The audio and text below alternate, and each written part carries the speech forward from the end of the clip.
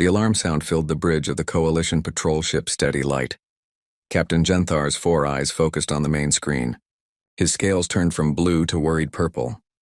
"Unknown contact," the sensor officer reported. Her voice was steady, but her tentacles moved with nervousness. "The signature doesn't match anything in our database." Genthar stood from his command chair. The Galactic Coalition had maintained peace for 200 years. In all that time, they had cataloged every known species and their ships. An unknown contact was more than unusual. It was impossible. "Distance?" he asked. 40,000 kilometers in holding position. "They're not moving toward us or away." The captain studied the readings. The ship was large, military grade from the power signature. But the design patterns were strange. Old somehow, yet the technology seemed advanced. "Hail them." Standard first contact protocols. The communications officer worked her console. Minutes passed. Then a response came through. But it wasn't a greeting. It was a single transmission in audio format. "Stay back. This is your only warning." The bridge fell silent. Every crew member recognized something in that message. The language was ancient. The accent was sharp and direct. But the real shock was the database match that appeared on screen. "Sir," the communications officer whispered, "that language is... It's English. Old Earth English." Genthar felt his blood chill. "That's impossible. Humans are extinct." Everyone in the Coalition knew the story. Earth had been a promising world with a young species. They had just started reaching for the stars when catastrophe struck. Something destroyed their moon. The debris field wiped out most of Earth's orbital structures. Earthquakes and tsunamis devastated the planet. When Coalition ships arrived 50 years later to offer aid, Earth was silent. The colonies were abandoned. Humanity had vanished. That was 150 years ago. "Play the message again," Genthar ordered. The voice came through once more. "Stay back. This is your only warning." It was definitely human. The Coalition database still had archived recordings from the brief period of human contact. The voice patterns matched. "Send an immediate transmission to Coalition Command," Genthar said. "Tell them we may have found survivors." 3 days later, Ambassador Krelvax arrived on a diplomatic vessel. He was a Mothari, a species known for their scholarly nature and love of history. His wings were decorated with patterns that showed his rank and achievements. When he entered the bridge of the steady light, his compound eyes immediately fixed on the mysterious ship displayed on the view screen. "Magnificent," he breathed. "After all this time, you believe they're actually human?" Genthar asked. Krelvax moved closer to the screen. His antennae twitched with excitement. "Look at the design philosophy. Humans always built their ships with redundancy, multiple engines, backup systems, armor over shields. They didn't trust energy barriers alone. This ship has all those characteristics. But why hide for 150 years? The captain wondered. Why not contact the Coalition? The ambassador's wings drooped slightly. Perhaps they blame us. The Coalition was supposed to be the great protector of developing species. Yet we failed them. When they needed help most, we weren't there in time. Genthar said nothing. The guilt was shared across the Coalition. Humanity's extinction had been a dark mark on their record. "We should try again to make contact," Krelvax suggested, "but with more information this time. Let them know we want to help." The communications officer prepared a new message. This time it contained historical records, offers of assistance, and questions about human survivors. They transmitted it toward the unknown ship. The response came faster this time. "We are human. We are armed. We are watching. Send a small delegation if you want to talk. Any aggressive action will be met with force." Krelvax's antennae shot upright. They survived. By the stars, they actually survived. "They also threatened us," Genthar pointed out. His scales had turned orange with concern. "That ship is clearly military. We have no idea what weapons they possess." "Then we go carefully," the ambassador said. "But we must go. This is humanity we're talking about. They were on the edge of joining the greater galactic community. If they survived, we owe them answers. We owe them help." The captain considered this. His military training told him to be cautious. Unknown ships with unknown weapons were dangerous. But his conscience told him something else. If humans had survived all this time alone, frightened, preparing for threats that might never come, they deserved better than suspicion. "Very well," Genthar decided. We'll take a small shuttle. You, me, and a minimal crew. No weapons. We'll show them we come in peace." Krelvax nodded gratefully. "Thank you, Captain." As they prepared the shuttle, Genthar couldn't shake a feeling in his gut. Something about this situation felt bigger than a simple first contact. The human ship sat there in space, silent and waiting. It had been watching them for days, maybe longer. What had humanity become in 150 years of isolation? What had they learned? What had they built? And most importantly, why had they chosen now to reveal themselves? The shuttle launched toward the mysterious vessel. Behind them, the steady light held position, ready to run or fight if needed. Ahead, the human warship's running lights flickered once in acknowledgement. Whatever answers waited for them on that ship, Genthar knew one thing for certain. The galaxy was about to change. The shuttle approached the human warship slowly. Krelvax pressed his face close to the viewport, studying every detail. The ship was enormous up close. Scarred metal told stories of battles or accidents. Repair patches covered sections of the hull. This wasn't a new vessel. It had history written across its surface. "They're opening a docking bay," the pilot announced. Captain Genthar watched the massive doors slide apart. Inside, they could see a pressurized hangar. Lights guided them in. The shuttle settled onto the deck with a gentle bump. Through the windows, they saw figures in uniforms waiting. Human figures. "Atmosphere is compatible," the pilot confirmed. "Gravity is slightly higher than Coalition standard. Pressure is good." Genthar stood and adjusted his uniform. "Let's meet our hosts." The shuttle door opened with a hiss. The air that entered smelled recycled, with hints of oil and metal. It was the smell of a working ship. The delegation stepped out onto the deck. A woman approached them. She was tall by human standards, with dark hair tied back and sharp eyes that missed nothing. Her uniform was gray and black, military in cut. On her chest was a patch showing Earth surrounded by stars. But the Earth in the image had no moon. "I am Commander Sarah Chen," she said in clear Coalition standard. Her accent was unusual but understandable. "Welcome aboard the Defiant Remembrance." Krelvax stepped forward, his wings spreading slightly in a gesture of respect. "I am Ambassador Krelvax of the Mothari people." "This is Captain Genthar of the Coalition fleet. We are honored to meet you, Commander. We thought humanity was lost." Chen's expression didn't change. "We thought the Coalition had abandoned us. Seems we were both wrong about some things." She turned and gestured for them to follow. "Come. We have much to discuss." They walked through corridors that were purely functional. No decorations, no artwork. Every surface was metal or composite material. Crew members they passed stopped and stared at the aliens. Some looked curious. Others looked hostile. "Your people don't seem happy to see us," Genthar observed carefully. "Can you blame them?" Chen asked. "Our history books say the Coalition promised to protect developing worlds. When Earth died, where were you?" The words stung, but Genthar couldn't argue. It was the truth. They entered a large room that served as a meeting space.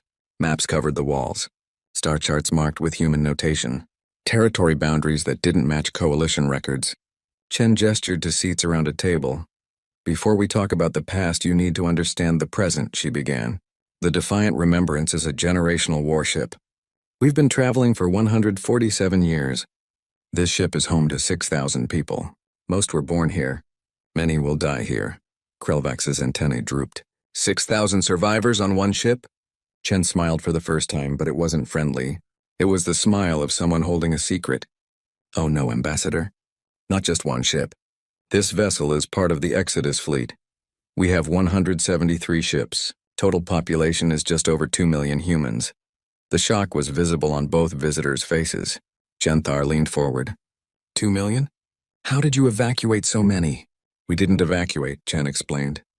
"We escaped. When Earth's moon shattered, we knew the planet was dying.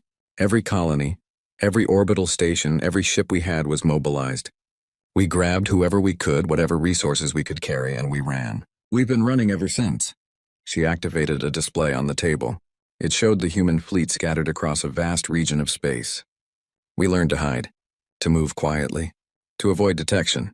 We watched the Coalition from a distance. We monitored your communications, your movements. We learned your languages, your politics, your strengths and weaknesses.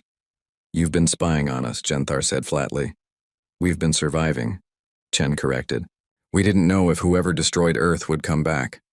We didn't know if the Coalition could be trusted, so we prepared for the worst and hoped for the best." Krelvax spoke softly. Commander Chen, the Coalition didn't destroy Earth. We would never— I know, Chen interrupted. We've reviewed the evidence we could gather. Your people weren't responsible, but someone was. Something caused our moon to explode. That kind of destruction doesn't happen naturally. It was a weapon. She pulled up more data. We've spent 150 years searching for answers. We've developed technology the Coalition doesn't have. We've adapted, evolved, and militarized our entire civilization. Every human knows basic combat. Every ship has weapons. We turned ourselves into a fleet that could defend against whatever killed our world. Genthar studied the data. The human ships had capabilities that worried him. Weapon systems that were creative and deadly. Defensive measures that were clever. Humans had spent generations preparing for war. Why reveal yourselves now? He asked. Why after all this time? Chen's face grew serious. Because we found them. The ones who killed Earth. We've been tracking them for 30 years. They're called the Korth Dominion. They come from beyond Coalition space, and they're heading into your territory. She changed the display. It showed a massive fleet moving slowly but steadily toward Coalition borders. The weapon that destroyed Earth's moon was a test. They were experimenting with their technology. They didn't even know there was a populated planet in that system. To them, we were just collateral damage. Krelvax felt sick. How many ships do they have? More than the Coalition can handle alone, Chen said bluntly. We've observed their tactics. They're aggressive and coordinated. They don't negotiate. They conquer or destroy. She looked at both of them directly. We came to warn you. The Korth will reach Coalition space within weeks, maybe days. They'll demand surrender. When you refuse, they'll attack. Genthar stood. I need to contact Coalition Command immediately. Go ahead, Chen said. But Captain, there's something else you should know. We didn't just come to warn you. We came to fight. The Korth took our world. They took our moon, our sky, our home. We've been waiting 150 years for revenge. Her eyes were hard as diamonds. And we're going to take it. The alarm came 3 hours later while Captain Genthar was still transmitting urgent messages to Coalition Command. The sound echoed through both the steady light and the defiant remembrance. Multiple contacts incoming, the sensor officer reported. Her voice was tight with fear. Reading over 200 vessels. Configuration matches Commander Chen's data on the Korth Dominion. On the bridge of the human warship, Chen moved with practiced calm. Her crew responded instantly to orders, each person moving to their station without hesitation. Genthar and Krelvax had been given a corner to observe from. Battle stations, Chen commanded. Signal the fleet. Protocol Valkyrie. It's time. What's happening? Krelvax asked, his wings trembling. The Korth are here earlier than we expected, Chen replied. She pulled up displays showing the incoming fleet. The ships were massive and angular, covered in weapon emplacements. They must have detected our signal to you. They're accelerating their invasion. A communication came through. The image showed a Korth commander. The alien was reptilian with thick armor plates and too many teeth. Its eyes glowed with hostile intelligence. Unknown vessels, the Korth growled. You are in territory claimed by the Dominion. Surrender immediately or be destroyed. You have 10 minutes to comply. Chen stood straight. This is Commander Sarah Chen of the Human Exodus Fleet. We don't recognize your claim to this territory. Leave now or face the consequences. The Korth commander seemed amused. Then its expression changed. Recognition and something else appeared in its eyes. Fear? Human? It hissed. The database said you were extinct. The Moonbreaker weapon eliminated your species. You killed our world, Chen said coldly. Did you really think we'd just die quietly? The Korth's amusement vanished. You survived. This complicates matters. The Dominion has standing orders regarding your kind. All human vessels are to be destroyed on sight. You are classified as extreme threats. The transmission cut off. The Korth fleet began moving into attack formation. Genthar's scales turned pale. Commander, my ship only has a dozen Coalition vessels in range. We're outnumbered 20 to 1. We need to retreat and gather reinforcements. Run if you want, Chen said. But the Korth will follow. They'll chase you right back to your core worlds. Better to make a stand here. She touched her communication panel. All ships, this is Chen. The enemy is in range. Execute Valkyrie now. Nothing happened for 3 seconds. Then space seemed to tear open. All around the system, human ships decloaked. They had been hiding, using technology that masked their signatures completely. 50 ships appeared, then 100, then more. The Korth fleet suddenly found itself surrounded. 173 human warships reporting ready, an officer announced. Fleet power at full. Weapons hot. Awaiting your command, Commander. Krelvac stared at the tactical display in wonder and horror. You positioned your entire fleet here. You were waiting for them. We've been hunting the Korth for decades, Chen explained. When they entered this system, we knew they'd picked it as a staging ground for their invasion. So we got here first. She looked at Genthar. Captain, will your ships fight with us? Genthar made a decision that would change galactic history. Coalition vessels, this is Captain Genthar. The Korth Dominion has invaded Coalition space with hostile intent. All ships are authorized to engage. Fight alongside our human allies. The Korth commander broadcast again. Humans, your trick is impressive but meaningless. We outnumber you. Our ships are larger. Our weapons are superior. This changes nothing, Chen smiled. It was not a nice smile. You killed 6 billion of us. You took our home, our sky, our future, and you think a numbers advantage matters? She leaned toward the screen. You're about to learn why the Dominion classified us as extreme threats. She cut the transmission and turned to her weapons officer. Target their command ships first. Show them what human engineering can do. Fire when ready. The battle began. Human ships moved unlike anything Genthar had ever seen. They were fast and aggressive, diving into the Korth formation rather than holding back. Their weapons were brutal and practical. Railguns fired metal slugs at incredible speeds. Missile swarms confused enemy sensors. Some human ships rammed Korth vessels, their reinforced hulls designed to survive the impact. They fight like they have nothing to lose. Krelvax whispered. We don't. Chen said simply. We already lost everything. Now we're just making sure those who took it from us pay the price. The Korth fought back hard. Their energy weapons carved through space. Human ships took damage. Some exploded, but for every human vessel destroyed, the survivors fought harder. There was no retreat in human tactics, only forward momentum. They're targeting the Coalition ships, an officer reported. The Korth are trying to eliminate your vessels first. Genthar watched as 3 Korth cruisers focused fire on a Coalition frigate. The shields wouldn't hold. Then 2 human destroyers cut between them, taking the hits meant for the frigate.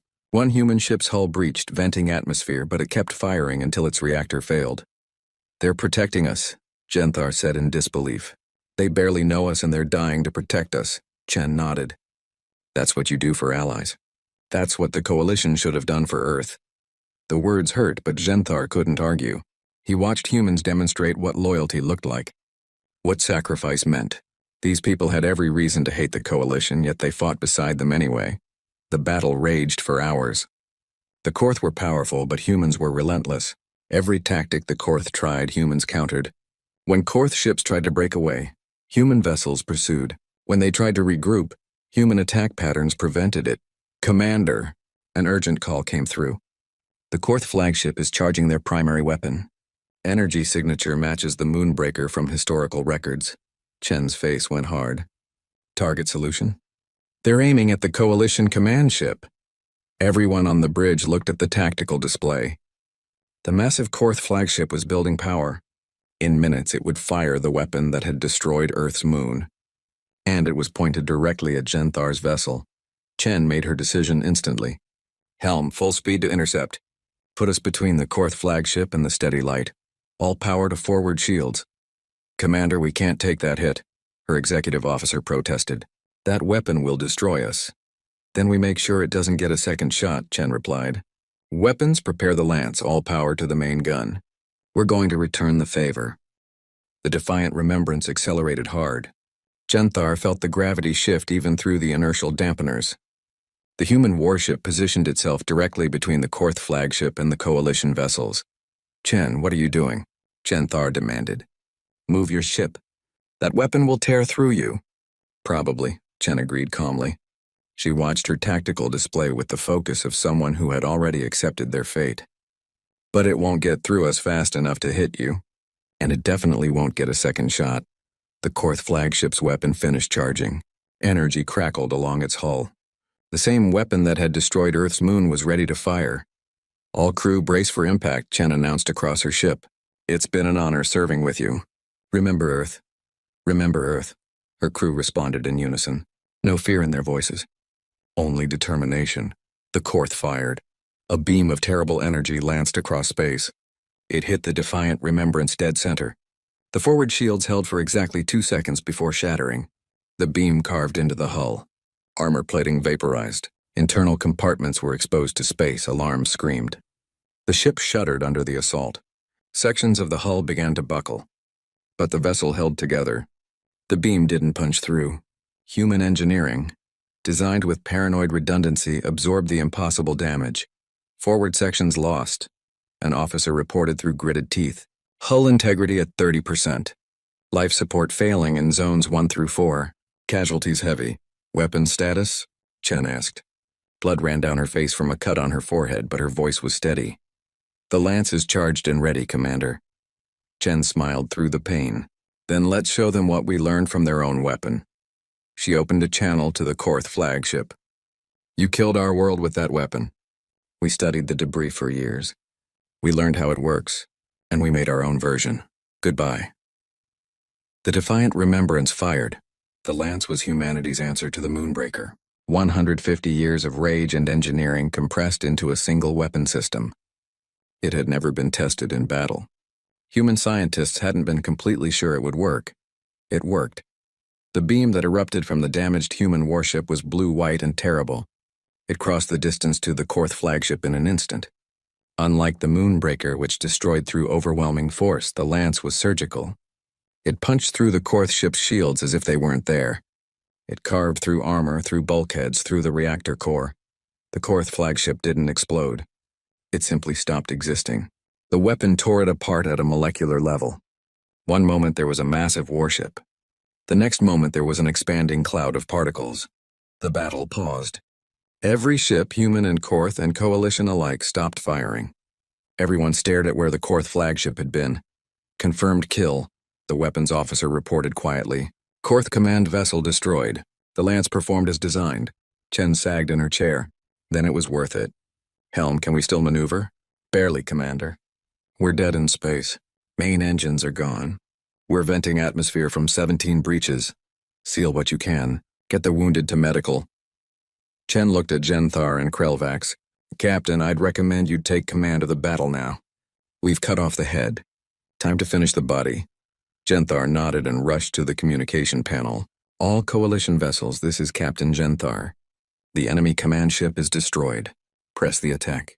Human fleet, coordinate with Coalition forces. Let's end this. The battle resumed, but everything had changed. The Korth fleet fell into chaos without their flagship. Orders contradicted each other. Ships broke formation. The careful coordination they'd shown before was gone. Human ships sensed the weakness and attacked like wolves. They were damaged and outnumbered, but they had momentum. And they had something else, absolute commitment. Every human in that fleet had been raised on stories of Earth's destruction. This wasn't just a battle. It was payback 150 years in the making.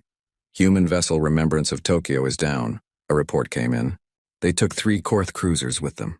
New Beijing reports critical damage. They're ramming the Korth carrier. Mumbai's Pride is breaking up, but their crew evacuated to Cape Town. The reports kept coming. Human ships fell, but they never fell alone. Every loss cost the Korth heavily. The exchange rate was brutal. The Korth had numbers, but humans had fury. Krelvax watched in awe and horror. They're not fighting a battle. They're fighting a war they've been planning for generations. Every human alive knows what they lost, Chen said softly. We teach our children about Earth, about the blue sky and the silver moon, about cities and oceans, things they'll never see because the Korth took it all away. She gestured to the battle. This is what happens when you kill someone's entire world. You don't create survivors. You create weapons. Coalition ships fought alongside humans now with new understanding. They had wondered why humans seemed so aggressive, so fearless. Now they understood. These people had nothing left to lose. They'd already lost everything. All that remained was making sure it meant something. Korth fleet is breaking apart, Tactical reported. Multiple vessels attempting to flee. Don't let them escape, Zenthar ordered. Human ships, can you pursue? A dozen responses came back immediately. Human vessels peeled off to chase the fleeing Korth. They were faster, more maneuverable. The Korth had nowhere to run. 2 hours later it was over. The Korth fleet was destroyed. 97 Korth vessels eliminated. Only a handful had escaped into deep space too far to pursue. The victory was total, but the cost was devastating. The Coalition had lost 4 ships.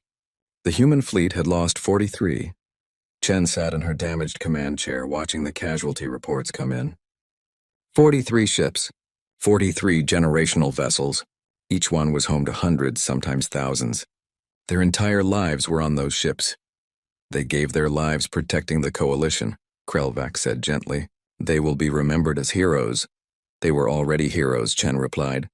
They were the children of Earth. They survived the unsurvivable. And they gave everything to make sure no one else would suffer what we suffered. She looked at the ambassador with tears in her eyes. Do you understand now? This is who humans are. When someone threatens innocence, we don't hide. We don't run, we fight. Even if it kills us, Genthar approached her. His scales had turned deep purple with sorrow and respect. Commander Chen, on behalf of the Galactic Coalition, I formally request that humanity rejoin galactic civilization. Not as refugees, not as survivors, but as equals, as protectors, as allies. Chen was quiet for a long moment. Then she nodded. We'll need to discuss terms. But yes, Ambassador, it's time humans came home. 3 months had passed since the battle. The damaged, defiant Remembrance floated in a Coalition repair dock, surrounded by work vessels and engineering teams. Both human and alien crews worked together to rebuild the wounded warship. Commander Sarah Chen stood on the observation deck of Coalition Central Station, watching the repairs. Beside her, Ambassador Krelvax reviewed data on a tablet. His antennae twitched with satisfaction. The Coalition Council has approved the Human Integration Accord, he announced. All terms you requested have been accepted. Chen turned to look at him. All of them. Even military autonomy. Especially that, Krelvax said. After what we witnessed, the Council understands that human military doctrine is unique and effective. You'll maintain your own command structure while coordinating with Coalition forces. Think of it as a partnership rather than absorption. And the Sol system? Already being cleared. Coalition engineering ships are helping stabilize Earth's orbit. We can't bring back your moon, but we can make the planet habitable again. It will take decades, but Earth will live once more. Chen felt emotion well up inside her. Earth. Home. A place her grandparents had fled from, that she'd only seen in pictures and recordings. Her children might actually walk on Earth's soil someday. There's more, Krelvax continued. The Council is establishing the Outer Territories Defense Initiative. Humanity will be the primary force protecting Coalition borders. You'll have access to resources, shipyards, and recruitment from any species that wishes to join. You're not just rejoining the Coalition, you're becoming its shield.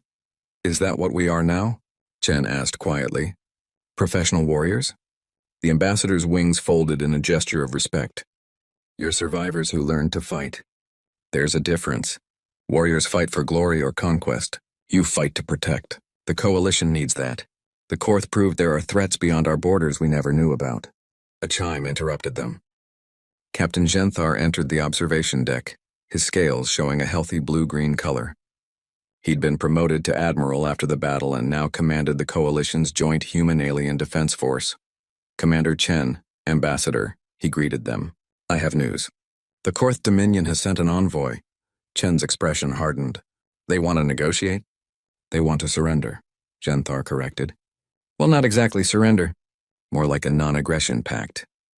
They're offering to withdraw from Coalition space and establish a neutral zone between our territories. What changed their minds? Krelvax asked. Genthar showed them a communication. This is from the Korth High Command. I'll summarize the important part. They're terrified of humans. When their surviving ships returned with reports of the battle, the Dominion leaders remembered something. Ancient Korth records mentioned encountering humans before thousands of years ago. A primitive species on a backwater world. The Korth tested a weapon on what they thought was an uninhabited moon. They never imagined there was a civilization on the nearby planet. He continued, but here's what frightened them. Their old records predicted that if humans ever developed spaceflight and learned who had destroyed their moon, they would become a threat unlike any the Dominion had faced. A species that would hunt them across the stars. The Korth dismissed it as superstition, until 3 months ago when you proved them right. Chen absorbed this information.